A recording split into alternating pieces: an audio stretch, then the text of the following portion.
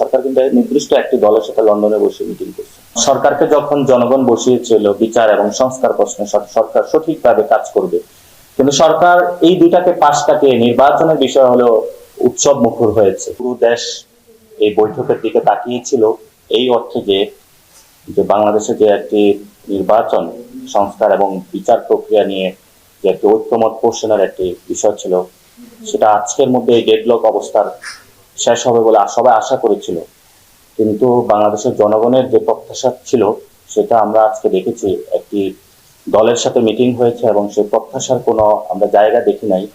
আমরা সেখানে জুলাই ঘোষণাপত্রের কোনো স্পষ্টতা সরকার থেকে এই পর্যন্ত কোনো বার্তা দেখি নাই। আমরা বিচার প্রশ্নে এই পর্যন্ত কোনো স্পষ্ট সরকার থেকে বার্তা দেখি নাই। আমরা সংস্কার প্রশ্নে, মৌলিক সংস্কারের প্রশ্নে সরকার থেকে এই পর্যন্ত কোনো বার্তা দেখি নাই। শুধু একটি দলকে খুশি করার জন্য নির্বাচনী সড়কে বাংলাদেশকে নিয়ে যাওয়া হচ্ছে। এটা জুলাই যে গণ অভ্যুত্থানটা হয়েছিল, জনগণের যে আকাঙ্ক্ষাটা ছিল সেই আকাঙ্ক্ষার সাথে প্রতারণার সামিল।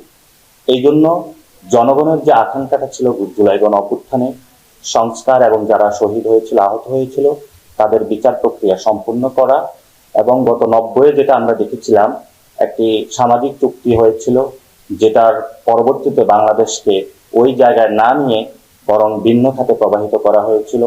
সেই বন্দোবস্ত, পুরাতন বন্দোবস্তের প্রক্রিয়াটা আজকে দেশবাসী প্রত্যক্ষ করেছে। এবং আমরা দেখেছি সেখানে বিদেশের মাটিতে বসে মিটিং হয়েছে, যেখানে গণ অভ্যুত্থান শহীদের রক্তেও এখনো মাটির মধ্যে পড়ে আছে, এবং শহীদদের যারা ফ্যামিলি এখনো বিভিন্ন জায়গায় তাদের ছেলে সন্তানকে হারিয়ে কাতরাচ্ছে, আহত যারা রয়েছে তারা এখনো হসপিটালে রয়েছে।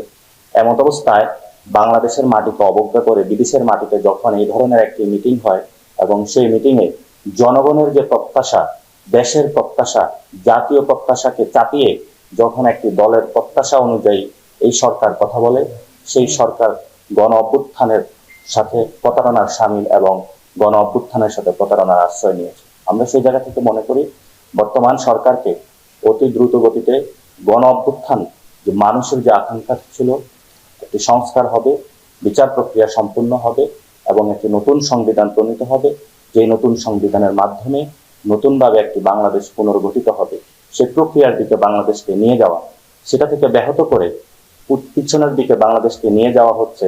এই ক্ষেত্রে এনসিপি মনে করে বাংলাদেশকে সামনের দিকে এগিয়ে নিয়ে যেতে হলে যদি এই সরকার ব্যর্থ হয়, তাহলে হয়তো আমাদের সেকেন্ড রেভলিউশন বা নতুন একটি গণ অভ্যুত্থানের আমাদেরকে জন্ম দিতে হবে, যেই গণ অভ্যুত্থানের মধ্য দিয়ে বাংলাদেশের যে নতুন একটি বন্দোবস্তের আমরা স্বপ্ন দেখিয়েছিলাম 5 তারিখে, সেই স্বপ্নের পূর্ণাঙ্গ বাস্তবায়ন আমরা করতে পারব।